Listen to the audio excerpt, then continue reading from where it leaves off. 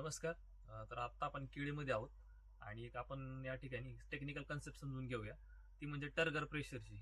या ठिकाणी बघता माझ्या पाठीमागे हे झाड आहे आणि त्याची पानं आहेत. त्याच्यामध्ये खालची एक साधारण नाही म्हणून 4-5 पानं काय होतं खालच्या बाजूला पिचकली आहेत. त्या झाडाची पण आहेत आणि बऱ्याच झाडांचं असं झालेलं आहे. तर हे कशामुळे होतं आणि याचा उत्पादनाला काय फटका पडतो ते आपण बघूया. तर इकडे बघताय तुम्ही सुरुवातीला झाड ज्यावेळेस वाढत असतं त्यावेळेस त्याच्यामध्ये भरपूर प्रमाणामध्ये पाण्याचा साठा असतो, ज्याला आपण प्रेशर म्हणतो, पाण्याचं प्रेशर. आणि हे मुळा पाणी शोषण करून पूर्ण प्रेशर वरच्या बाजूने पाठवत असतात. त्यामुळे ह्या सेल्समध्ये पाणी भरलेलं असतं, ज्याला आपण टर्गर प्रेशर किंवा सेल्फ प्रेशर असं म्हणतो.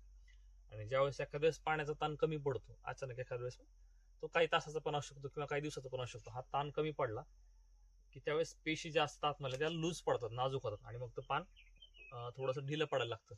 आणि अशा वेळेस आपण एखाद्या वेळेस जास्त पाणी दिलं, एक्सेस पाणी दिलं, म्हणजे पाऊस पडला किंवा आपण फ्लड इरिगेशन केलं, तर पेशी काय करतात, ताण असल्यामुळं जास्त पाणी शोषून घेतात. आणि जास्त पाणी शोषून घेतल्यानंतर हे प्रेशर वाढतं आणि प्रेशर वाढलं की पाणी पूर्णपणे समोर जातं आणि हे जे पान हे पूर्णपणे जड होतं.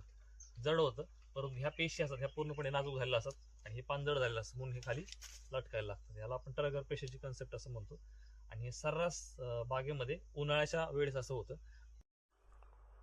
तर अशी जर आपल्या बागेमध्ये होत असेल तर याला आपण 2 उपाययोजना करू शकतो. एक म्हणजे पाण्याचं व्यवस्थित व्यवस्थापन, ताण न पडू देणं आणि एक्सेस वॉटर न देणं किंवा जास्त पाणी न देणं.